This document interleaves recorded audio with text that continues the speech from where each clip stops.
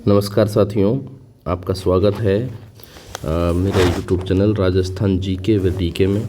और आज का टॉपिक है अपना महाराणा प्रताप, मेवाड़ के मुगल वंश,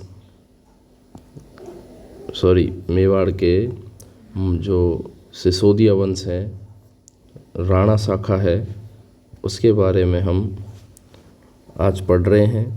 तो उसमें हम आज पढ़ेंगे महाराणा प्रताप के बारे में, उनका कार्यकाल।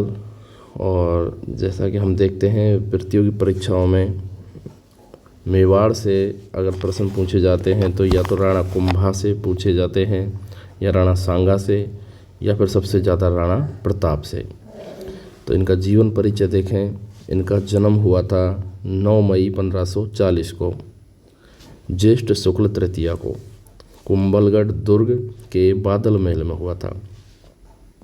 एक तो ध्यान देने की जो बात है कि 9 मई 1540 को हुआ था, बादल महल में हुआ था, कुंभलगढ़ दुर्ग के में।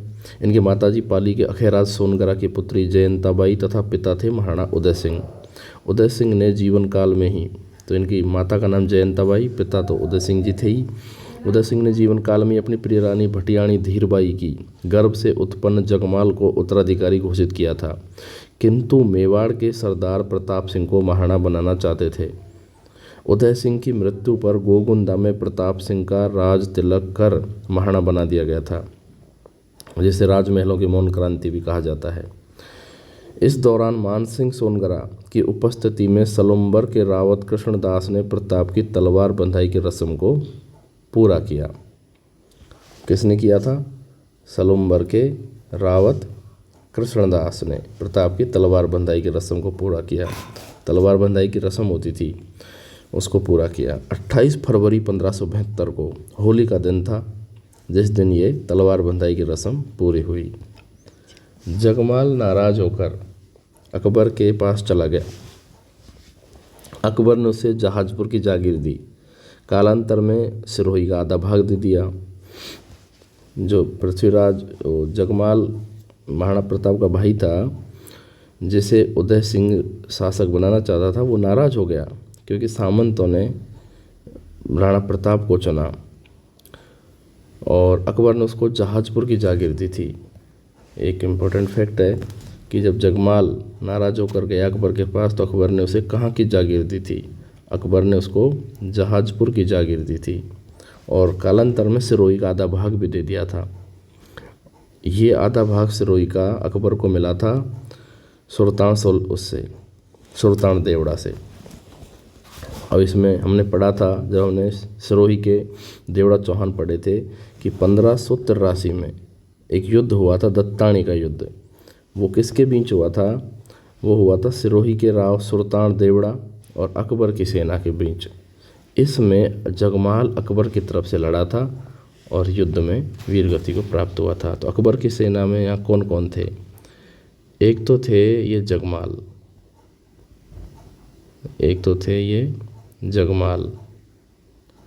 एक थे मारवाड़ के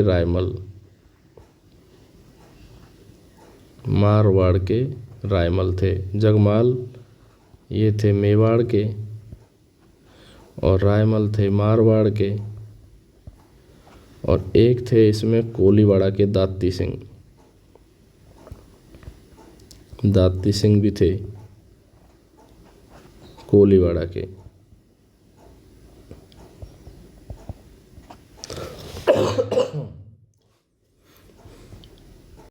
कोलीवाड़ा के दात्ती सिंह, और इनके साथ चारण कवि दुरसा आडा भी इनके साथ थे। दुरसा आडा। दत्तानी के युद्ध में राव सुल्तान देवड़ा की विजय हुई थी। ये इसमें जीते थे। अकबर की सेना की पराजय हुई। ये सारे वीरगति को प्राप्त हुए थे। दुरसा आडा इसमें घायल हुए थे और सुल्तान देवड़ा ने इनकी सेवा शुश्रूषा की। तो इन्हीं सुल्तान देवड़ा के ने इनकी वीरता में दुरसा आडा ने सुल्तान देवड़ा कवित्व की रचना की थी। किसकी रचना की थी? सुल्तान देवड़ा कवित्व। ये रचना है सुरतान देवड़ा रा कवित्त। ये किसकी रचना है? दुर्साडा की। अब देखो, महाराणा प्रताप और मुगलों के संबंध रहे उसके बारे में हम देखेंगे। महाराणा प्रताप और मुगलों के संबंध 1572 से 1585 के दरमियान।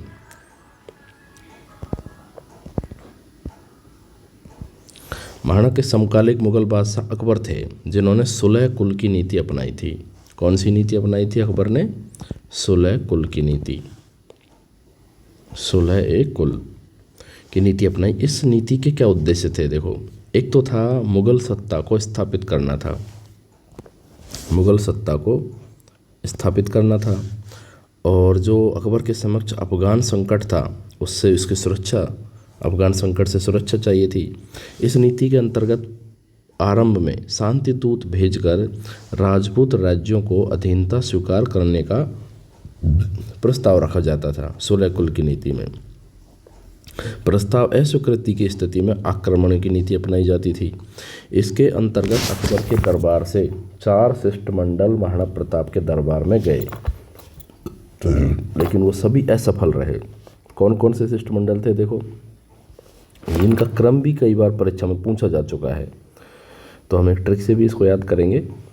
तो ये थे आपके, सबसे पहले गए थे जलाल खां कोची 1572 में, और 1573 में गए थे मानसिंह कछवाहा आमेर के, और 1573 में ही भगवंत दास भी गए, कछवाहा थे, और 1573 में ही टोडरमल गए। तो इनका जो क्रम है वो इस तरीके से ही है, जलाल खां, मानसिंह, भगवंत दास, टोडरमल। तो ये हमारा एक ट्रिक है, JMBT। जैसे मैंने बनाया था कि जय माँ भवानी तेरी, जे से जलाल खां कोची, माँ M से मानसिंह कछवाहा, B भवानी से भगवंत दास, और तेरी T से टोडरमल। JMBT आप याद कर लीजिए, जलाल खां कोची, मानसिंह कछवाहा, भगवंत दास और टोडरमल। इनका क्रम भी पूछ लेते हैं कि पहले कौन गया, तो इसलिए ये ट्रिक इसमें बहुत ही मददगार रहती है। इस तरह की ट्रिक बना लेनी चाहिए। मानसिंह डूंगरपुर के आस्करण को पराजित करके वापसी में मेवाड़ आए थे। अमर सिंह व मानसिंह की भेंट उदय सागर झील की पाल पर हुई थी। कहाँ पर? उदय सागर झील की पाल पर। अबुल फजल के अनुसार, अबुल फजल जो दरबारी थे अकबर के, उनके कवि इतिहासकार थे, उसके अनुसार भगवंत दास के समक्ष महाराणा ने अधीनता स्वीकार कर ली थी, लेकिन ये पुष्टि नहीं होती इसकी और साक्ष्यों से। इन अभियानों की असफलता पर अब्दुल रहीम खान खाना ने कहा, ये भी अकबर के दरबारी थे, अब्दुल रहीम खान खाना ने कहा कि तुर्की नष्ट हो जाएगा किंतु महाराणा के वचन व स्वाभिमान शाश्वत रहेंगे। ये किसके कथन है? अब्दुल रहीम खान खाना के। अब हम देखेंगे हल्दी घाटी का युद्ध, ये बहुत इम्पोर्टेंट है। हल्दी घाटी का युद्ध कब हुआ, कहाँ हुआ, सारी चीज़ें हम पढ़ेंगे इसमें। देखिए, हल्दी घाटी का युद्ध अकबर ने इसके लिए अजमेर को केंद्र बनाया था। यहाँ पर शस्त्रागार, मैगजीन दुर्ग, जो अजमेर का दुर्ग था उसमें शस्त्रागार रखा, स्थापित किया। मानसिंह को पूरे अभियान का जिम्मा सौंपा, और हरावल दस्ता का जो जिम्मेदारी थी वो थी जगन्नाथ कछवाहा की। आसिफ खां, मुजाहिद खां, बख्शी खां, लूणकरण, खपी खां, बहलोल खां, ये इनके साथ थे। इस सेना के साथ मानसिंह अजमेर से मांडलगढ़ होते हुए मौलेला गांव में पड़ाव डालता है। मौलेला गांव में पड़ाव डाला था। ये मौलेला गांव हम पढ़ते हैं मिट्टी की कलाकारी की, राजस्थान कला संस्कृति में नाम आता है मौलेला। यहाँ पर मिट्टी टेराकोटा की मूर्तियाँ, मृण मूर्तियाँ बनाई जाती हैं इस गांव में, मौलेला गांव में। और एक बार RS मेंस में ये प्रश्न भी पूछा जा चुका है कि मौलेला गांव की जो मिट्टी की मृण मूर्तियाँ हैं वो उनकी प्रक्रिया पूछी थी, किस तरीके से उनका निर्माण होता है। ऐसे देखिए, तत्पश्चात वो खमनौर और हल्दी घाटी तक मुगल सेना पहुंच गई। उधर महाराणा प्रताप ने भीलों के साथ मजबूत सेना बनाई तथा आसपास के पड़ोसी राजपूत शासक, जमींदारों, ठाकुरों से सहायता की अपील की। और कौन कौन थे महाराणा प्रताप के साथ? देखो, महाराणा प्रताप के साथ जो प्रमुख शासक थे, ये प्रमुख उनके साथ सेना नायक थे। सबसे पहले देखो हाकिम खां सूर, इनका कौन था? प्रधान सेनापति था हाकिम खां सूर। सलूम्बर का रावत कृष्णदास था। सरदारगढ़ का डोडिया भीम सिंह था, ठीक है। और देवगढ़ का रावत सांगा था हरावल दस्ते में। ग्वालियर के रामसा तंवर व इनके तीनों पुत्र शालिवाहन, भवानी प्रताप सिंह और झाला मान सिंह, झाला बीदा। चंद्रावल दस्ते में कौन कौन थे? देखो, परवन के भील नेता पूंजा, पुरोहित गोपीनाथ थे, चारण जैसा व केशव भी थे, रतनचंद मेहता थे और जगन्नाथ थे चंद्रावल दस्ते में। ये तो हो गया इनका हरावल दस्ता और ये हो गया इनका चंद्रावल दस्ता। अब देखिए, इस सेना के साथ महाराणा गोगुंदा से लोहार सिंह गांव होते हुए भागल में अपना पड़ाव डालते हैं। देखिए, मुगल सेना ने पड़ाव डाला था मोलेला गांव में और महाराणा की सेना ने पड़ाव डाला था भागल में। बनास किनारे 18 संभावित 21 जून 1576 को हल्दी घाटी में दोनों सेनाओं के मध्य युद्ध हुआ। कहीं कहीं 18 जून भी पड़ते हैं, कहीं कहीं 21 जून भी पड़ते हैं, ठीक है। 1576 में हल्दी घाटी में दोनों सेनाओं का मध्य युद्ध हुआ। इस युद्ध में बहलोल खां ने सबसे वरिष्ठ सेनापति ग्वालियर के रामसा तंवर व उनके 3 पुत्रों का वध किया। उसी समय महाराणा ने बहलोल खां व उसके घोड़े के टुकड़े कर दिए, ठीक है। दूसरा पॉइंट आता है कि मानसिंह के हाथी मर्दाना की सूंड की तलवार से प्रताप के घोड़े चेटक को चोट लगी, घायल हुआ। महाराणा युद्ध मैदान से बाहर आए। बलीचा ग्राम के पास चेटक की मृत्यु हुई। बलीचा ग्राम एक, वहाँ पर चेतक जो घोड़ा था इनका, उसकी मृत्यु हो गई। शक्ति सिंह ने महाराणा का पीछा किया था। इनका भाई था शक्ति सिंह, उसने पीछा भी किया।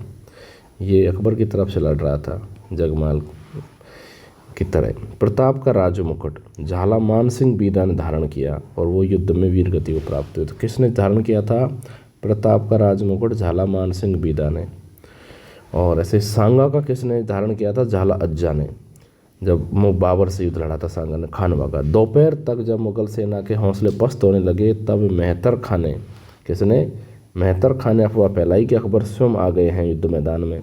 इससे मुगल पुनः लड़े। महाराणा की सेना गुरिल्ला पद्धति से युद्ध करती रही। इस प्रकार एक अनिर्णित युद्ध समाप्त हुआ। तो क्या निर्णय रहा इसका? अनिर्णित निर्णय रहा। निष्कर्ष, अब्दुल कादिर बदायूनी एक इतिहासकार हुए हैं प्रमुख। अब्दुल कादिर बदायूनी तथा अबुल फजल युद्ध के प्रत्यक्षदर्शी थे। ये अकबर की तरफ से युद्ध में लड़े थे और इन्होंने युद्ध को देखा था, इतिहासकार थे। बदायूनी लिखते हैं अपनी किताब मुंतखाब उल तवारीख में, इसको गोगुंदा का युद्ध बताते हैं। गोगुंदा तक प्रसार हुआ, गोगुंदा तक अकबर पहुंची सेना अकबर की, इसलिए वो गोगुंदा का युद्ध। अबुल फजल आइन अपनी पुस्तक आइन अकबरी में इसको खमनौर का युद्ध बताते हैं कि खमनौर तक युद्ध चला, खमनौर तक पहुँचे। बदायूनी की पुस्तक का क्या नाम था? मुंतखाब उल तवारीख। अबुल फजल की पुस्तक का नाम आइन अकबरी। अकबर व महाराणा की सेना का अनुपात 5:3 था। ये कहता है कौन? बदायूनी कहता है इसको। बदायूनी क्या अनुपात था? 5:3। कर्नल टोड क्या कहते हैं? कर्नल टोड कहते हैं मेवाड़ की थर्मोपल्ली, हल्दी घाटी को, और इस युद्ध को कहते हैं मेवाड़ की थर्मोपल्ली। वीर विनोद में कवि श्यामल दास के अनुसार महाराणा व अकबर की सेना का अनुपात 1:4 था। 20,000 की सेना महाराणा की थी तो 80,000 की सेना अकबर की थी। इसे हाथियों का युद्ध भी कहा जाता है। हाथियों का युद्ध भी कहा जाता है। महाराणा की तरफ से हाथी कौन कौन से थे? देखो, महाराणा के हाथी कौन कौन थे? रामप्रसाद और लूणा। मुगलों के हाथी कौन कौन थे? मर्दाना। मुगलों के हाथी देखो कौन कौन थे? मुगलों के हाथी थे मर्दाना, गजमुक्ता, गजराज, हवाई। और महाराणा प्रताप के हाथियों के नाम भी कई बार पूछे गया है, तो वो है रामप्रसाद और लूणा। इसको बनास नदी का युद्ध भी कहा जाता है। 1576 में अकबर स्वयं मेवाड़ अभियान करने के लिए जाता है। 1576 में अकबर स्वयं जाता है मेवाड़ पर अभियान करने। उदयपुर को उसने नियंत्रण में लिया। उदयपुर का नाम बदल कर रखा था मोहम्मदाबाद। उदयपुर का नाम बदल कर अकबर ने क्या रखा? मोहम्मदाबाद। कब? 1576 में। और प्रशासन किसको सौंपा? प्रशासन सौंपा था फखरुद्दीन को और जगन्नाथ कछवाहा को। उदयपुर का नाम क्या रखा? मोहम्मदाबाद। 1576 में फखरुद्दीन को प्रशासन सौंपा। राणा प्रताप ने केलवाड़ा व कुंभलगढ़ के स्थान पर गोगुंदा को अपना केंद्र बनाया। अब हम बात करेंगे कुंभलगढ़ युद्ध के बारे में। कुंभलगढ़ युद्ध 1578 से 1580 के दरमियान चला था कुंभलगढ़ युद्ध। देखिए, हल्दी घाटी की असफलता के बाद मुगल सेना ने कुंभलगढ़ किले पर 5 अभियान किए थे। कितने अभियान? 5 अभियान किए कुंभलगढ़ दुर्ग पर।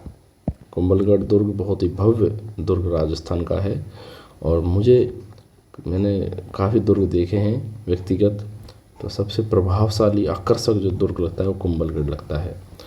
कुंभलगढ़ युद्ध, देखिए, हल्दी घाटी के बाद कुंभलगढ़ का प्रशासन मुजाहिद बेग के पास था। मेवाड़ सेना ने बेग को खदेड़ा तो प्रत्युत्तर में मुगल सेना ने अपना पहला अभियान किया था भगवान दास मानसिंह कुतुबुद्दीन अब्दुल्ला खां के नेतृत्व में 1577-78 में किया था और यह अभियान उनका असफल रहा। दूसरा, तीसरा और चौथा शहबाज खां के नेतृत्व में किए थे। शहबाज खां के नेतृत्व में 1578-1579 में। पहला अभियान 1577-78 में भगवान दास मानसिंह कुतुबुद्दीन अब्दुल्ला खां के नेतृत्व में। दूसरा, तीसरा, चौथा अभियान शहबाज खां के नेतृत्व में 1578-79। एक के बाद एक 3 अभियान किए थे शहबाज खां के नेतृत्व में। शहबाज खान ने कुंभलगढ़ को जीत लिया था। इसमें भाण सोनगरा वीरगति को प्राप्त हुआ, जीत भी लिया था इसने। 5वां अभियान 1579-80 में अब्दुल रहीम खान खाना ने कुंभलगढ़ पर 5वां व अंतिम अभियान किया। शेरपुर में राणा अमर सिंह ने खान खाना के परिवार को बंदी बना लिया, परंतु महाराणा के आदेश पर परिवार को पुनः सुरक्षित रूप से आगरा पहुंचा दिया गया। ये कितनी महानता थी राणा प्रताप में। दिवेर युद्ध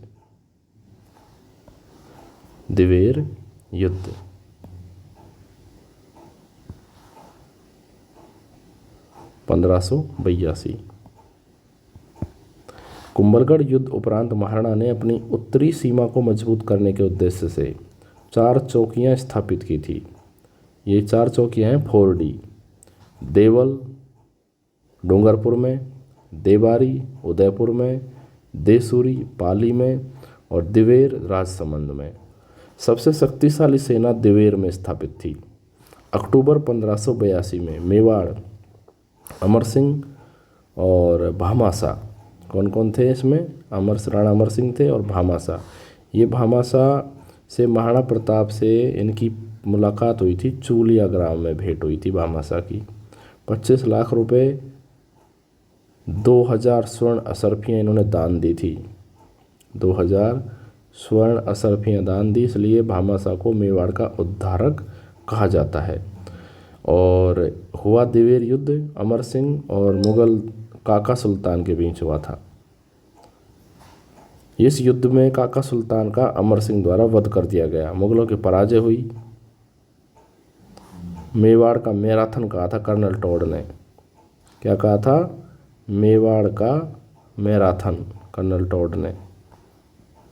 दिवेर युद्ध को मेवाड़ का मैराथन, और मेवाड़ की थर्मोपल्ली का हल्दी घाटी युद्ध को। इस युद्ध के बाद मेवाड़ सेना ने पूर्व में खोया हुआ अपना भूभाग प्राप्त कर लिया, जिसमें कुंभलगढ़, जावर, चावंड सहित 36 ठिकाने महाराणा के नियंत्रण में आ गए थे। दिवेर युद्ध के बाद कुंभलगढ़, जावर, चावंड सहित 36 ठिकाने महाराणा के नियंत्रण में आ गए। चावंड लूणा चावंडिया से 1583 में प्राप्त किया था। तत्पश्चात महाराणा ने चावंड राजधानी बनाई जो कि 1615 की मुगल मेवाड़ संधि तक बनी रही थी। चावंड राजधानी कब से कब तक रही थी? 1583 से 1615 तक।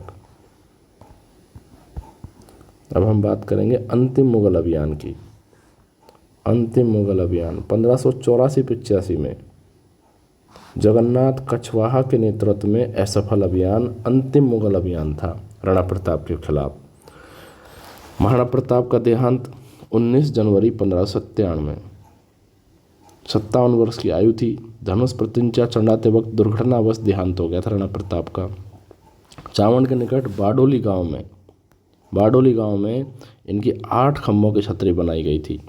अमर सिंह को उत्तराधिकारी बनाया गया। महाराणा की मृत्यु की खबर दुरसा आडा ने लाहौर में अकबर को दी थी। महाराणा प्रताप की मृत्यु की खबर दुरसा आजी आडा ने लाहौर में अकबर को दी। महाराणा के दरबार में चक्रपाणी मिश्र व जीवधर, जिनकी रचना है अमरसार आदि को आश्रय प्राप्त हुआ था। और इन चक्रपाणी मिश्र की रचनाएं में हम देखें तो देखो विश्ववल्लभ कौन कौन सी हैं? विश्ववल्लभ, मुहूर्तमाला, व्यवहार दर्श, राज्याभिषेक, मुहूर्त ग्रंथ इनके चक्रपाणी मिश्र की रचना है। महाराणा प्रताप के वीरत्व, आदर्शों, समरसता पर कई साहित्यकारों ने अपने साहित्य में स्थान दिया, जिनमें R.C. मजूमदार ने राजपूत जीवन संध्या लिखी। B.C. चटर्जी, इन्होंने मेवाड़ के 2 महाराणा प्रताप व राज सिंह उपन्यास आदि रचना रची। द्विजेंद्रनाथ राय ने प्रताप सिंह नामक रचना रची और मधुसूदन की कविताएं मेवाड़ को समर्पित मानी जाती हैं। इस प्रकार इस वीडियो में हमने महाराणा प्रताप के बारे में विस्तृत रूप से पढ़ा है। विभिन्न प्रतियोगी परीक्षाओं से संबंधित प्रश्न जहाँ से पूछे जाते हैं और इससे आगे महाराणा राज सिंह और जितने भी मेवाड़ के परवर्ती काल के शासक हैं उनके बारे में हम अगले वीडियो में पढ़ेंगे। धन्यवाद दोस्तों।